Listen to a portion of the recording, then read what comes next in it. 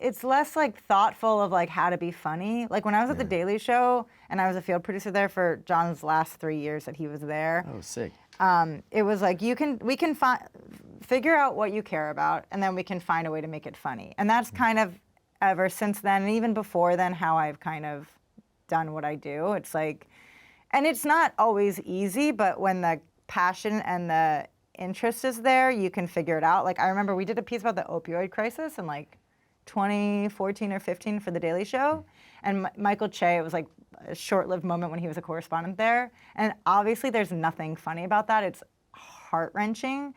But the take was we parodied The Insider, but with the pharmaceutical companies. So Che was like doing this story, and then he was like all of a sudden like afraid of being like chased and, you know, killed by the pharmaceutical industry. La la la. It's not that funny, but it was like a good segment. And I will say one thing I really wish I had done, to your point, and this is just a tip, when you're sitting down with someone, you want to just be rolling right when they come in. Not for this interview, hopefully this isn't like a gotcha interview. No. But when you're like interviewing people, you just want the cameras on, because when we interviewed somebody who had written articles extolling the benefits of opioids and saying that they're good for, isn't this like, as I'm telling this, I'm very self-aware that this isn't like funny.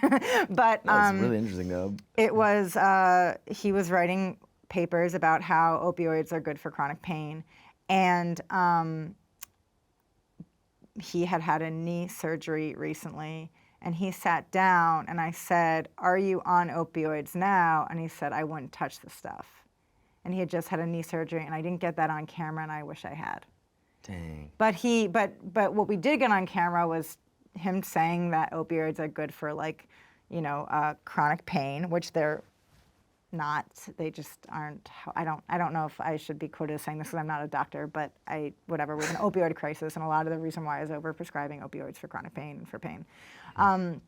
So the guy said opioids are great for chronic pain, and then Che goes, and it's not like anyone's paying you to say that, and the guy's face dropped, and he was like, "Yeah, I'm being funded by blah blah blah blah blah." Oh, no. And so that was like the kind of money shot that made the Ay, piece, even if it wasn't the funniest piece, it had like a gravitas and like